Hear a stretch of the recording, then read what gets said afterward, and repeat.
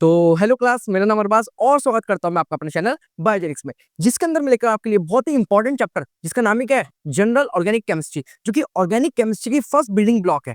ये चैप्टर अपने आप में बहुत ही ज्यादा इंपॉर्टेंट होता है, यानी कि ये चैप्टर से हर एक बार एक एक क्वेश्चन जरूर आता है और 11th और 12th का सबसे इंपॉर्टेंट बेसिक माना जाता है। तो बिना किसी तरीके के चैप्टर को स्टार्ट करते हैं और जानते हैं जनरल ऑर्गेनिक केमिस्ट्री के अंदर क्या क्या इफेक्ट्स लगते हैं। और एक बात बता दूं, मैं आईयूपीएससी पर मैंने ऑलरेडी एक वीडियो ला दी है।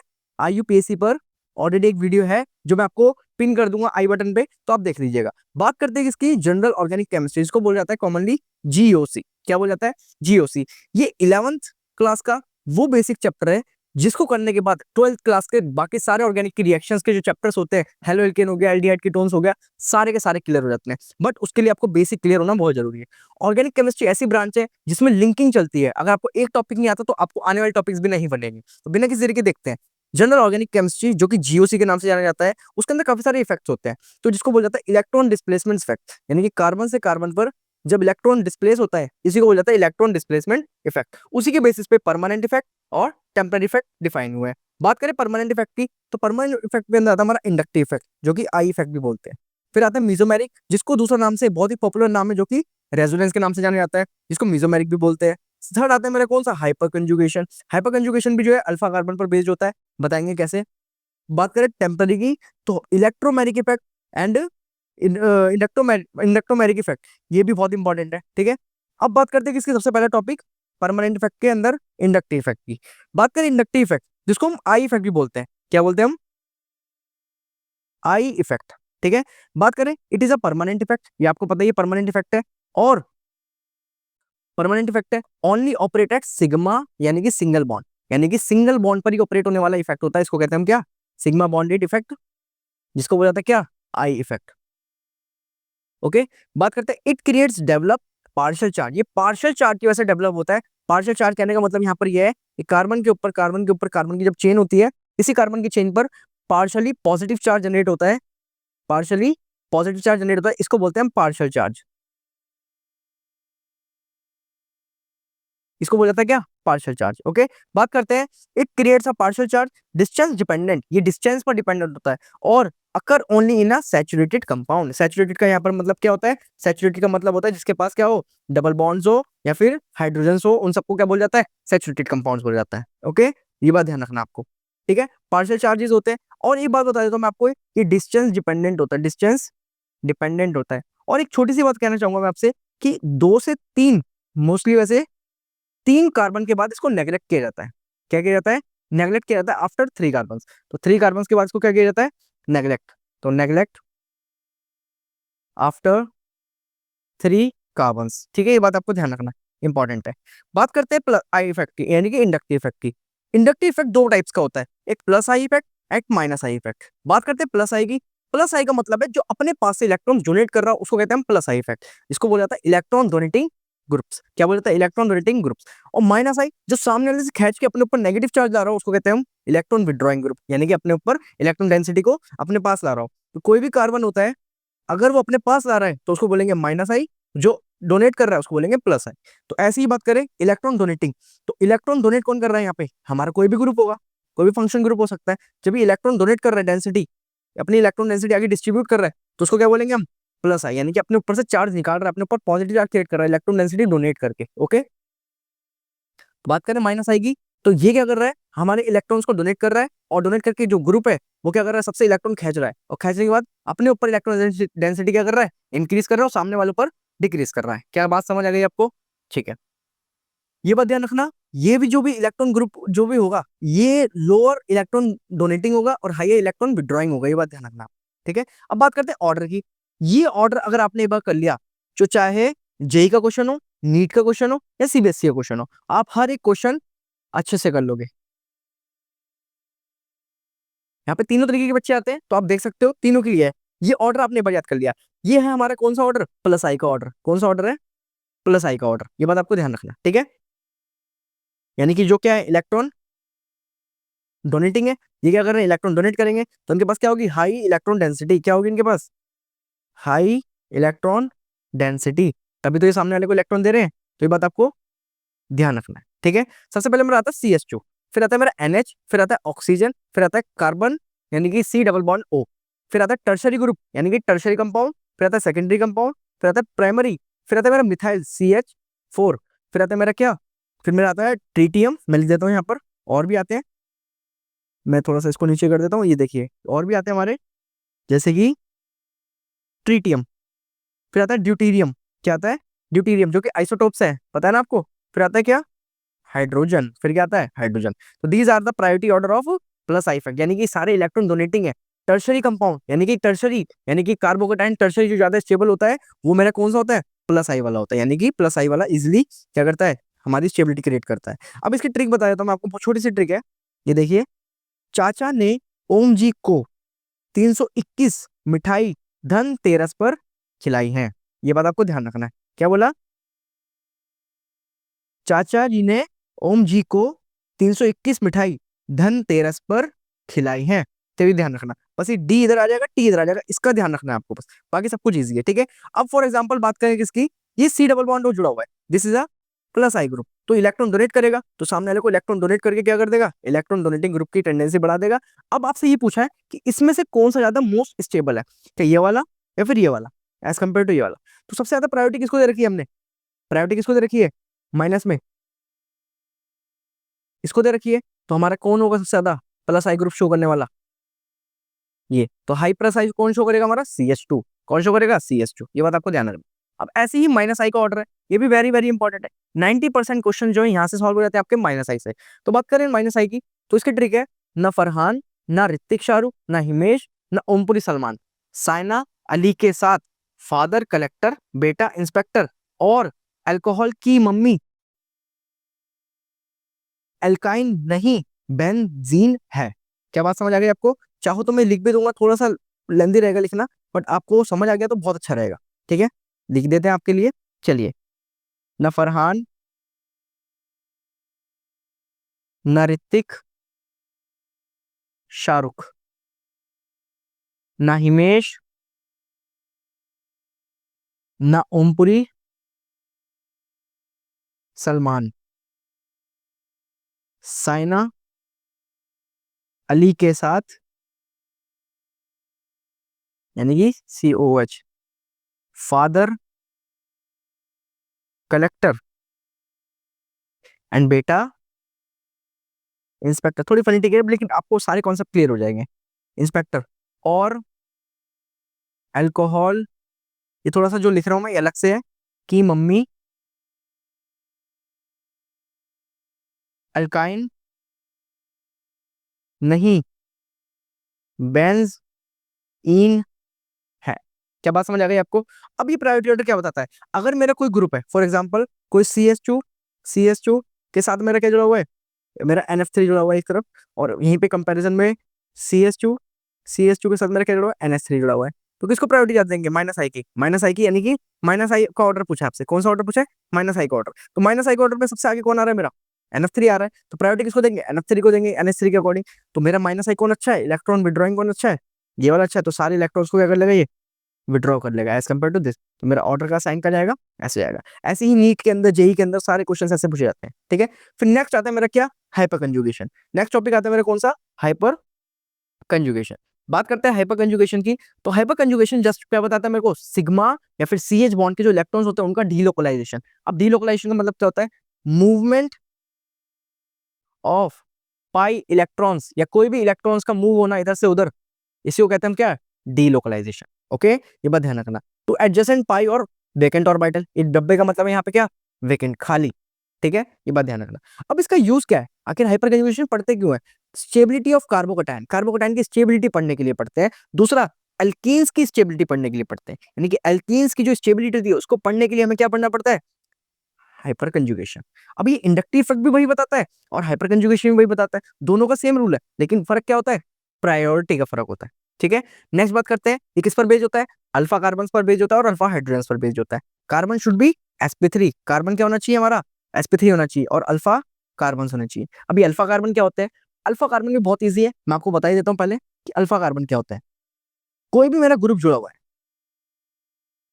मान लो मैंने जोड़ दिया यहाँ पे OH, क्या जोड़ दिया, OH, इधर देखिए मैंने कौन सा ग्रुप जोड़ दिया यहाँ पे, OH, ठीक है। ये जो ग्रुप जुड़ा हुआ है हमारा, ये ग्रुप के साथ जो मेरा कार्बन है, इसके साथ वाले जितने कार्बन होंगे उन सबको बोला जाता है अल्फा कार्बन। क्या बोला जाता है? Alpha carbon. और अल्फा कार्बन के बाद वाले कार्बन को बोला जाता है बीटा कार्बन। क्या बोला जाता है? Beta carbon. आपको थोड़ा एडवांस के लिए बता दो। और उसके जस्ट बाद वाले को बोला जाता है डेल्टा कार्बन। क्या बोला जाता है? Delta carbon. तो ये बात आपको ध्यान रखना है, नोटिसेबल बातें, ये चीजें आपको ध्यान रखनी पड़ेंगी, ठीक है। Alpha carbon, beta carbon and Q. अब अल्फा कार्बन के पास जो हाइड्रोजन है उनको बोलेंगे हम अल्फा हाइड्रोजन। क्या बोलेंगे? अल्फा हाइड्रोजन, अल्फा हाइड्रोजन्स, ठीक है। ऐसे beta hydrogens and delta hydrogens. आपके सिलेबस में अल्फा और बीटा ही है, बीटा भी बहुत रेयर है पर अल्फा ज्यादा इंपॉर्टेंट है, ठीक है। बात करते हैं हाइपर कंजुगेशन स्ट्रक्चर। ये स्ट्रक्चर बताते हैं स्टेबिलिटी को, किसको? स्टेबिलिटी को, किसकी? कार्बोकेटाइन की एंड हमारा एल्कीन्स की। अब देखते हैं कैसे। सबसे पहली बात तो हमारा sp3 हाइब्रिडाइज होना चाहिए और दूसरा अल्फा कार्बन यानी कि अल्फा हाइड्रोजन होने चाहिए। जिसमें अल्फा हाइड्रोजन होंगे, प्रेजेंट होंगे, वहीं हमारे हाइपर कंजुगेशन स्ट्रक्चर लगेगा, नहीं तो नहीं लगेगा, ओके। बात करते हैं किसकी? फॉर एग्जाम्पल, एग्जाम्पल में ये क्या लिया? 1 2 3 4 5 6 7, ठीक है। यहाँ पर डबल बॉन्ड है यानी कि एल्कीन की स्टेबिलिटी चेक करनी है। अब यहाँ पर भी CH2 है, ये सॉरी CH है यहाँ पर भी, और यहाँ पर भी क्या है? CH है। तो इसके जस्ट एडजेसेंट वाले ही क्या होंगे? मेरे अल्फा कार्बन होंगे। क्या होंगे? अल्फा कार्बन होंगे। तो अल्फा कार्बन कौन से हो गए? Alpha, alpha carbon, alpha carbon, alpha carbon. अब कितने हाइड्रोजन इनके पास? 1 2 1 2। तो अल्फा कार्बन जो है क्या करेगा? डोनेट करेगा अपने हाइड्रोजन को डोनेट करेगा और वहीं से मेरे को स्टेबिलिटी का पता लग जाएगा कि कहां से स्टेबिलिटी आ रही है, ठीक है। तो बॉन्ड हटेगा और यहाँ पर हाइड्रोजन शिफ्ट हो जाएगा। तो इसी को कहा जाता है अल्फा कार्बन के हाइड्रोजन। तो आपको बेस्ट ट्रिक बताया था मैं नीट जेई के लिए, सबसे ज्यादा इंपॉर्टेंट वो आती है कि calculate the hyper conjugated structure. Hyper conjugated structure पूछ लेते हैं आपसे कि कितने हाइपर कंजुगेटेड स्ट्रक्चर आते हैं इसके अंदर। तो आपको वो बताने के लिए सबसे बेस्ट ट्रिक बता रहा हूं मैं आपको। क्या करना है? Number of alpha hydrogen is equal to number of hyper conjugated structure. Easy, very easy, ठीक है। ये फॉर्मूला है, ये फॉर्मूला आपको ध्यान रखना।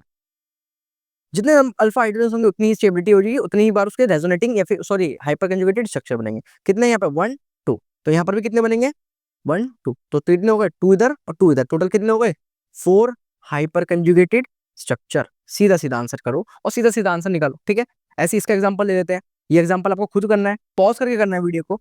ये क्या है? मेरा मेन कार्बन है। अब इसके साइड वाला अल्फा, तो कितने अल्फा कार्बन है यहाँ पे? एक ही अल्फा कार्बन है, तो 1 2। तो कितने हाइपर कंजुगेटेड स्ट्रक्चर बनेंगे? 2 हाइपर कंजुगेटेड स्ट्रक्चर फॉर्म्स। देखो ये वीडियो वन शॉट है, वन शॉट के अंदर लेके आ रहा हूँ। जब थोड़ी सी टाइम होगा हमारे पास तो मैं पूरी वीडियो लेके आऊंगा ताकि आपको एक स्ट्रक्चर भी एक्सप्लेन कर पाऊँ। ये वन शॉट वीडियो ताकि कम समय के अंदर आप पूरा कवर कर पाओ, ओके। बात करें ऑर्डर की, तो स्टेबिलिटी का ऑर्डर जो होता है कार्बोकेटाइन की हो चाहे एल्कीन की हो, वो टर्शरी, सेकेंडरी एंड प्राइमरी का होता है। क्या होता है? Tertiary, secondary and primary. यानी कि टर्शरी कार्बोकेटाइन अच्छे से स्टेबल होता है with hyper conjugated structure and secondary then primary, okay. ये बात ध्यान रखना। बात करते हैं एप्लीकेशन। ये किसकी एप्लीकेशन है? ये प्लस आई की एप्लीकेशन है, थोड़ा सा आगे पीछे हो गया है। ये प्लस आई की एप्लीकेशन, किसकी एप्लीकेशन है? प्लस आई की। प्लस आई की एप्लीकेशन या फिर रेजोनेंस की एप्लीकेशन भी कह सकते हैं इसको हम। किसकी एप्लीकेशन कह सकते हैं? रेजोनेंस की। अब रेजोनेंस बताऊंगा तो रेजोनेंस की भी यहीं पे बता दूंगा आपको, ठीक है। बात करते हैं एसिडिक स्ट्रेंथ की। एसिडिक स्ट्रेंथ पता लगा सकते हैं हम किसकी? किसी भी कंपाउंड की by the help of plus I या माइनस आई या फिर plus R minus R, resonance और इंडक्टिव इफेक्ट से। जब भी बात करें एसिडिक स्ट्रेंथ की, एसिडिक स्ट्रेंथ डायरेक्टली प्रोपोर्शनल है किसके? माइनस आई के। मतलब एसिडिक स्ट्रेंथ माइनस आई के डायरेक्टली प्रोपोर्शनल होता है। जितना अच्छा माइनस आई उतनी ज्यादा ही, उतनी ज्यादा, जितना अच्छा माइनस आई उतनी ज्यादा ही क्या होगी? एसिडिक स्ट्रेंथ होगी। ये बात आपको ध्यान रखना है, ठीक है। ये चीज आपको नोटिस करोगे तो आपको इजीली क्लियर हो जाएगी, ठीक है। तो ऐसी बात करें, फॉर एग्जाम्पल में दे रखा है, एक एग्जाम्पल ये रहा, दूसरा एग्जाम्पल ये रहा, ठीक है। पहले एग्जाम्पल में क्या दे रखा है आपको? Br दे रखा है, दूसरे में आयोडीन दे रखा है। पहले में देखोगे ब्रोमीन की ज्यादा स्टेबिलिटी ज्यादा है माइनस आई के अकॉर्डिंग या फिर आई की, तो आप देखोगे फादर कलेक्टर बेटा इंस्पेक्टर, तो बी पहले आ रहा है ना, तो इसकी ज्यादा स्टेबिलिटी होगी माइनस आई के अकॉर्डिंग, तो ये ज्यादा स्टेबल होगा, तो इसकी एसिडिक स्ट्रेंथ क्या होगी? ज्यादा होगी। क्या होगी इसकी एसिडिक स्ट्रेंथ? ज्यादा। उसकी एसिडिक स्ट्रेंथ क्या होगी? कंपेयर एज कंपेयर टू इसके कम होगी। ऐसे किया जाता है क्वेश्चन। और नीट में हर साल 2 क्वेश्चन तो इस पे आते ही आते हैं। नीट के अंदर 2 क्वेश्चन ऐसे हमेशा आते ही आते हैं, ओके। बात करें किसकी? बेसिक स्ट्रेंथ की। ऐसी बेसिक स्ट्रेंथ जो है, बस ये बेसिक स्ट्रेंथ पर क्या होता है? Basic strength inversely directly proportional है प्लस आई के और प्लस एम के। ये बात ध्यान रखना, उल्टा है, वहां पे माइनस आई के, यहाँ पे प्लस एम के। अगर आपको माइनस आई की जगह प्लस आई के ऑर्डर में पूछा तो आप इनवर्सली प्रोपोर्शन कर दोगे प्लस आई के या फिर प्लस एम के। ये बात आप ध्यान रखना। यहाँ पर भी क्या हो जाएगा? इनवर्सली प्रोपोर्शन रहेगा माइनस आई के एंड माइनस एम के। ये बात आपको ध्यान रखना है, ठीक है। अब बात करते हैं किसकी? यहाँ पे तो बेसिक स्ट्रेंथ जो है प्लस आई के डायरेक्टली प्रोपोर्शन होती है, प्लस एम के भी डायरेक्ट प्रोपोर्शन होती है। यहाँ पे डी दे रखा है, यहाँ पे क्या दे रखा है? ओ दे रखा है। तो किसकी ज्यादा स्टेबिलिटी अच्छी होती है? प्लस आई के अकॉर्डिंग इसकी ज्यादा अच्छी होती है। This is a good plus I effect. और यहाँ पे क्या शो करेगा? ये बेसिक स्ट्रेंथ शो करेगा, हाईली बेसिक स्ट्रेंथ, ओके। ऐसी कैलकुलेट की जाती है स्टेबिलिटी कार्बोकैटायन की, कार्बोनाइन की या फ्री रेडिकल की। सेम वही प्लस आई जो है यानी कि इलेक्ट्रॉन डोनेटिंग ग्रुप। अब एक बार बताओ, जिसपे पॉजिटिव चार्ज है उसको इलेक्ट्रॉन देने में ज्यादा स्टेबिलिटी मिलेगी, उससे इलेक्ट्रॉन लेने में ज्यादा स्टेबिलिटी मिलेगी। ऑब्वियसली इलेक्ट्रॉन देने में वहां पे प्लस आई इफेक्ट वहां पे जीत जाएगा और माइनस आई नहीं हो जाएगा। ठीक है, तो इसलिए कार्बोकैटायन के लिए प्लस आई डायरेक्टली प्रोपोर्शनल होता है और माइनस आई इनवर्सली। कार्बोनाइन के लिए उल्टा हो जाता है, क्योंकि यहाँ पर इलेक्ट्रॉन ऑलरेडी है तो उसे छीनना है ना हमें, देना थोड़ी है, देके तो और ज्यादा बढ़ जाएगी, अनस्टेबल हो जाएगा। तो स्टेबिलिटी बढ़ाने के लिए हमें इलेक्ट्रॉन विड्रॉइंग ग्रुप लगाना पड़ेगा। तो उसके लिए हम क्या करेंगे, माइनस आई लगाएंगे और हमारा आंसर आ जाएगा, ये रहा। ऐसे प्लस आई भी होता है और फ्री रेडिकल भी होता है। फ्री रेडिकल में प्लस आई वाला कॉन्सेप्ट लगता है जो कार्बोकैटायन के अंदर लगा था। क्या बात आपको समझ आ गई है? मैं जो बोल रहा हूँ बातें को ध्यान से सुनना है और एप्लीकेशन करना है अपने एग्जाम्स के अंदर। ठीक है, क्विक रिवीजन वीडियोस है। बात करें रेजोनेंस की, रेजोनेंस की बात करें, रेजोनेंस आखिर होता क्या है? बहुत ही ज्यादा इंपॉर्टेंट, बहुत ही ज्यादा बेसिक 11th क्लास के अंदर पूछे जाने वाला कॉन्सेप्ट, जिसको आज भी बच्चे नहीं कर पाते हैं। Delocalization of pi electrons. जब भी पाई इलेक्ट्रॉन्स का डीलोकलाइजेशन होता है, वही वाला बताया था ना, डीलोकलाइजेशन मतलब क्या होता है, इलेक्ट्रॉन का मूवमेंट को ही कहते हैं हम क्या, डीलोकलाइजेशन। पी ऑर्बिटल्स के बीच में जब पाई इलेक्ट्रॉन्स का डीलोकलाइजेशन होता है, आपको पता है पाई बॉन्ड कैसे बनता है, पी पाई बॉन्ड में बनता है। ये आपको पता है, केमिकल बॉन्डिंग में पढ़ा होगा आपने, मैंने वीडियो डाल रखी है, आप देख लेना। ठीक है, बात करते हैं एग्जांपल में O3 की। अब रेजोनेटिंग स्ट्रक्चर की बात करें तो रेजोनेटिंग स्ट्रक्चर पूछता है आपको, और रेजोनेटिंग स्ट्रक्चर का दूसरा नाम क्या होता है, अनसैचुरेशन, या फिर कह सकते हो पाई बॉन्ड जहाँ पे इन्वॉल्व होता है उसको अनसैचुरेशन कहते हैं। ठीक है, इसको मीजोमेरिक इफेक्ट भी कहते हैं। क्या कहते हैं, मीजोमेरिक इफेक्ट। ठीक है, इसका दूसरा नाम है। अब बात करें O3 का, हमें रेजोनेटिंग स्ट्रक्चर बनाना है तो O में कंडीशन होती है, सबसे पहले तो आपको कंडीशन पता होनी चाहिए किसकी, रेजोनेंस की। सबसे पहले आपको क्या पता होना चाहिए, कंडीशन, ये कब कब कब रेजोनेंस हो सकता है। सबसे पहले कंडीशन हमारी वेरी इंपॉर्टेंट है, जब भी मेरा पाई के बाद एक कार्बन पर पाई, एक कार्बन पर सिग्मा, पाई के बाद सिग्मा के बाद ये चीजें प्रेजेंट हो तो मेरा रेजोनेंस हो सकती है। पाई सिग्मा वेकेंट ऑर्बिटल, पाई सिग्मा पॉजिटिव चार्ज, दोनों मतलब सेम होता है। पाई सिग्मा रेजोनेंस या फिर लोन पेयर, पाई सिग्मा या फिर नेगेटिव चार्ज, या फिर पाई सिग्मा फ्री रेडिकल। ये सब चीजें जब एडजेसेंट पे हो, जस्ट सिग्मा की जस्ट एडजेसेंट पे हो, तो मेरा रेजोनेंस हो जाएगा। ठीक है, अब वही रूल अपनाते हैं। सबसे पहले देखते हैं रेजोनेंस है इसमें, नहीं, पाई sigma positive charge, yes resonance है, बिल्कुल है रेजोनेंस। ठीक है, तो पाई सिग्मा इस वाले कार्बन पर क्या है, पॉजिटिव चार्ज है, यस बिल्कुल रेजोनेंस होगी। ठीक है, तो यहाँ पर क्या होगा, पाई बॉन्ड शिफ्ट होगा और यहाँ पर पॉजिटिव चार्ज क्रिएट हो जाएगा, तो उसका रेजोनेटिंग स्ट्रक्चर क्या बन जाएगा, एक सी, यहाँ पर पॉजिटिव चार्ज आ जाएगा, CH3, यहाँ पे क्या आ जाएगा, डबल बॉन्ड आ जाएगा और यहाँ पे क्या आ जाएगा, पॉजिटिव चार्ज आ जाएगा। इस तरीके से इसका रेजोनेटिंग स्ट्रक्चर बन जाएगा। This is a resonating structure. ऐसे ऐसे आपको इसका बनाना है, इसका आपको होमवर्क दे रहा हूँ और कमेंट सेक्शन में इसका आंसर देना है। ओके, अब बात करते हैं इसकी O3 की। तो यहाँ पर क्या हो रहा है, एक बार ऑक्सीजन यहाँ पर डोनेट कर रहा है अपने लोन पेयर, तो यहाँ पे नेगेटिव चार्ज आ रहा है, तो यहाँ पे नेगेटिव चार्ज आ गया, ऑक्सीजन की वैलेंसी कम होगी तो ये डोनेट कर देगा अपने इलेक्ट्रॉन्स, तो मेरा ये बॉन्ड बन जाएगा। और फिर जब ऐसी दो बॉन्ड और बनेंगे, आपस में डोनेट करेंगे, तो मेरा ये टोटल रेजोनेटिंग स्ट्रक्चर बनेगा मेरा किसका, पार्शियल पाई बॉन्ड्स। क्या बात समझ आ गई? इसको बोलते हैं डेल्टा पाई या फिर डेल्टा पाई, इसको कहते हैं पार्शियली। ठीक है, इसको रेजोनेटिंग स्ट्रक्चर जो को दूसरा नाम से क्या जाना जाता है, कैनोनिकल फॉर्म्स के नाम से जाना जाता है। ये बात आपको ध्यान रखना, नीट के अंदर ये पूछते हैं कि क्या नाम होता है इसका, रेजोनेटिंग स्ट्रक्चर का दूसरा नाम क्या होता है, कैनोनिकल फॉर्म्स। क्या नाम होता है, कैनोनिकल फॉर्म। अब देखो लोकलाइजेशन और डीलोकलाइजेशन में बच्चा थोड़ा कंफ्यूज होता है। Localization of pi electrons in molecule called conjugation, conjugation भी बोला जाता है। जब भी पाई इलेक्ट्रॉन्स का मूवमेंट होता है ऐसे ऐसे, यूनि डायरेक्शन या बाई डायरेक्शन, उस प्रोसेस को बोला जाता है कंजुगेशन। क्या बात समझ आ गई आपको? ठीक है, अब फॉर एग्जाम्पल मैंने आपको दे रखा है, कुछ होमवर्क में दे रखा है आपको, pi sigma vacant orbital resonance, yes है। Pi sigma negative charge, yes है। Pi sigma positive charge, yes है। Pi sigma lone pair, yes है। Pi sigma free radical, yes होगा। पाई सिग्मा पाई बिल्कुल होगा, पाई सिग्मा पाई भी होगा तो भी रेजोनेंस होगा। कंसेप्ट ऑफ डीलोकलाइजेशन कुछ नहीं है, डीलोकलाइजेशन कॉन्सेप्ट देख रहे हैं हम क्या, पाई के जस्ट बाद पाई हो तो डीलोकलाइजेशन नहीं होगा, ये बात आपको नोट करना है। ठीक है, this is a possible due to the unstable in positive state of oxidation state. कब हो सकता है, जब पॉजिटिव स्टेट हो, कब की, ऑक्सीडेशन की। ठीक है, फॉर एग्जांपल ये क्या इसमें रेजोनेंस होगा, ये आपको बताना है कमेंट सेक्शन में। क्या इसके अंदर रेजोनेंस होगा, तो पाई सिग्मा नेगेटिव, यस होगा रेजोनेंस। और रेजोनेटिंग स्ट्रक्चर बनाने आपको इसके, और कमेंट सेक्शन में बताने कितने रेजोनेटिंग स्ट्रक्चर इसके होंगे। पाई सिग्मा नेगेटिव चार्ज यहाँ पर होता है, वैसे आपको पता होना चाहिए, तो इसमें भी रेजोनेंस होगा। ठीक है, अब रेजोनेंस की बात करें तो रेजोनेंस के दो टाइप्स होते हैं, लोकलाइज्ड एंड डीलोकलाइज्ड। हम बात करते हैं लोकलाइज के, तो लोकलाइज के अंदर फिक्स इलेक्ट्रॉन्स होते हैं, वहां पे ट्रांसफर नहीं होता है, यानी कि फ्लो नहीं होता इलेक्ट्रॉन्स का। बात करते हैं डीलोकलाइजेशन की, तो उसके अंदर इलेक्ट्रॉन्स का ट्रांसपोर्ट होता है, तो सिंपल वही है। बात करते हैं एरोमेटिसिटी की, किसकी? Aromaticity, very important concept aromaticity.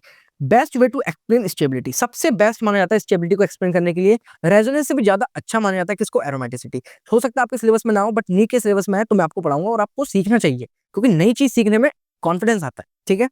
बात करते हैं एरोमेटिक कंपाउंड के टाइप क्या होते हैं। सबसे पहले एरोमेटिक होते हैं, नॉन एरोमेटिक होते हैं, एंटी एरोमेटिक होते हैं। कितने टाइप्स के होते हैं?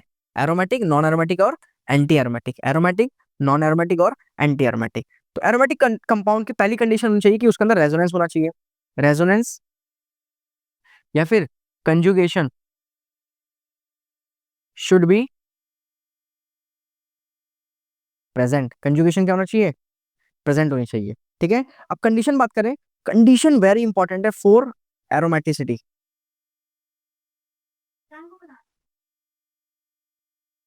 एरोमेटिक रूल्स के लिए कुछ कंडीशंस होती है, वो कंडीशंस 100% होनी चाहिए, और इस कंडीशन के बिना आप आंसर्स नहीं कर सकते।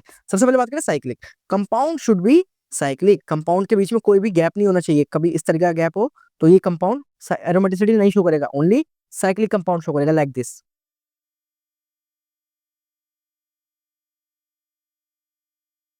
ये this compound showing the aromaticity, यानी कि एरोमेटिक को शो करेगा। बात करें प्लेनर की, तो एसपी क्या होना चाहिए हमारा? थ्री हाइब्रिडाइज होना चाहिए। क्या होना चाहिए? sp3 हाइब्रिडाइज होना चाहिए, तो यानी कि प्लेनर होना चाहिए, ठीक है। ये बात आपको ध्यान रखना है। बात करें किसकी? कंजुगेशन की। कंजुगेशन का मतलब बता ही दिया, सिग्मा पाई का इन्वॉल्वमेंट होना चाहिए, ठीक है। अब बात करें हकल्स रूल, एक रूल है Huckel's rule, very important rule है। एक हकल्स नाम के साइंटिस्ट थे, उन्होंने बोला था 4n+2 पाई इलेक्ट्रॉन्स होने चाहिए एरोमेटिक कंपाउंड को शो करने के लिए। सबसे ज्यादा जो स्टेबिलिटी मानी जाती है वो एरोमेटिक की मानी जाती है, उसका नॉन एरोमेटिक की, फिर एंटी एरोमेटिक की। ये बात आपको ध्यान रखना है, ठीक है। बात करते हैं किसकी? ये देखो, बात करते हैं किसकी? हकल्स रूल की। तो मैं आपको एक बार हकल्स रूल समझा देता हूँ, कैसे होता है हकल्स रूल। हकल्स रूल बोलता है कि आपके जो भी कंपाउंड हो उसके अंदर 4n+2 पाई इलेक्ट्रॉन्स की कंडीशन होनी चाहिए। मतलब अगर ये है तो यानी कि n का मतलब क्या होगा? 0 1 2 एक्सेट्रा, ठीक है। ये है तो इसी के बेस पे हम क्या है, तीनों कंपाउंड्स को आइडेंटिफाई करेंगे। अब देखो बताता हूँ मैं, एरोमेटिक क्या होता है, एंटी एरोमेटिक क्या होता है, और नॉन एरोमेटिक क्या होता है। बात करते हैं सबसे एरोमेटिक की, वेरी इंपॉर्टेंट है, वेरी इंपॉर्टेंट है, ठीक है। बात करते हैं एरोमेटिक की, कंपाउंड फॉलो ऑल कंडीशन, सारी कंडीशन को जो कंपाउंड फॉलो करता है उसको कहते हैं aromatic compound. Compound do not follow any of one, जो भी कंडीशन थी उसमें से एक भी कंडीशन को नहीं फॉलो करता उसको बोलते हैं non aromatic. Compound show 4 pi electrons और unstable of 4 pi electrons are anti aromatic.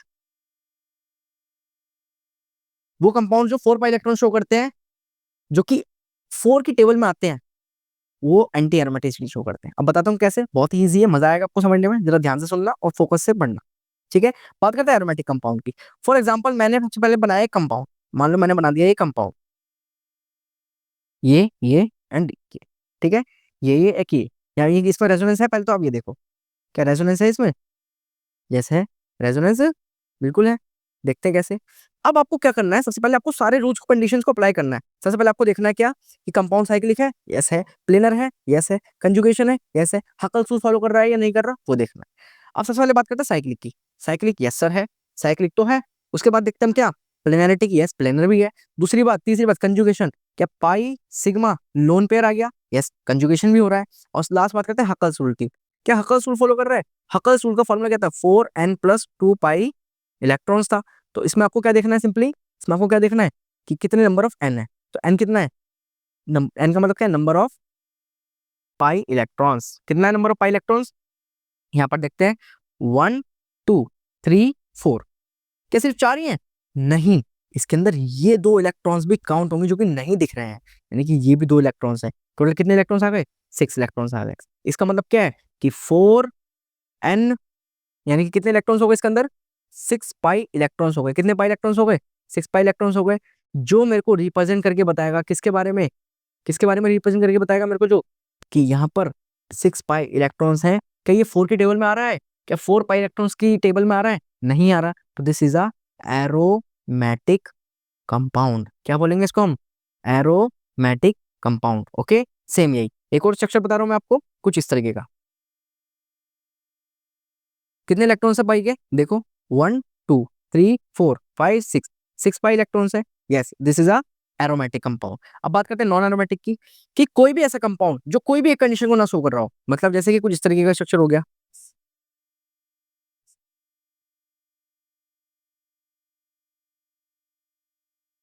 मान लो ये हो गया कोई स्ट्रक्चर, तो दिस इज अ, क्या कंजुगेशन शो कर रहा है? ये नहीं कर रहा।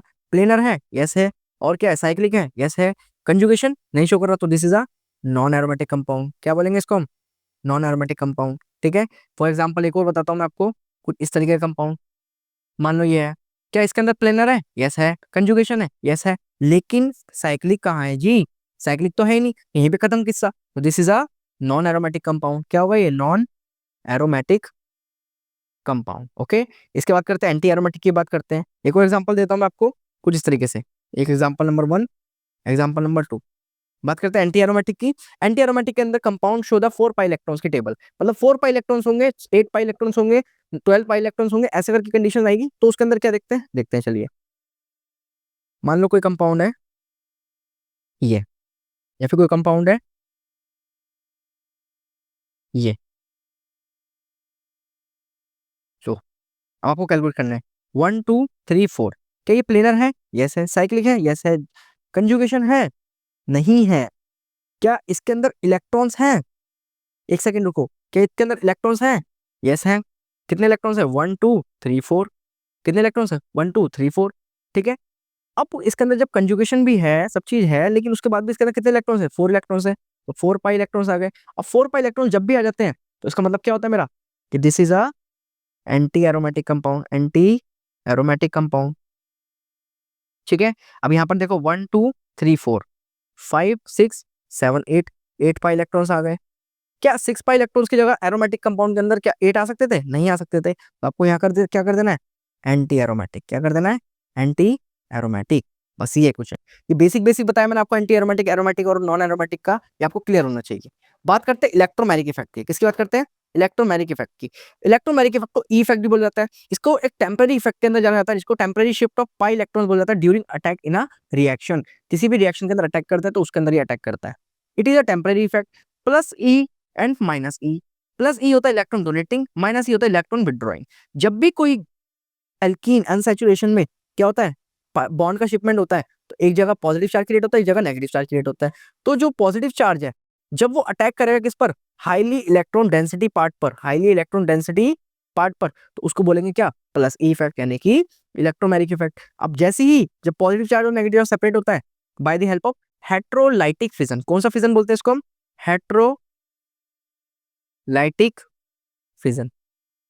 तो इस फिजन की वजह से जो क्रिएट होता है वो क्या क्रिएट होता है? चार्जेस सेपरेट होता है, और उस चार्ज सेपरेशन से जो क्रिएट होता है पॉजिटिव चार्ज क्रिएट होता है, एक तरफ नेगेटिव। तो मेरे जो इसको बोला जाता है न्यूक्लियोफाइल। क्या बोला जाता है इसको? न्यूक्लियोफाइल। बताऊंगा क्या होता है। जब ये अटैक करेगा तो मेरा यहाँ पर अटैक होगा, तो इसी को बोल जाएगा क्या? Electromagnetic effect. ओके। बात करते हैं बॉन्ड फिजन की। बॉन्ड फिजन दो तरीके से होता है, होमोलाइटिक एंड हेट्रोलाइटिक। जब बीच में से बॉन्ड टूटता है, पाई बॉन्ड टूटता है और दो अलग अलग हिस्सों में बढ़ जाता है, जो कि फ्री रेडिकल फॉर्म करता है। क्या फॉर्म करता है? Free radical. तो उसको बोल जाता है क्या?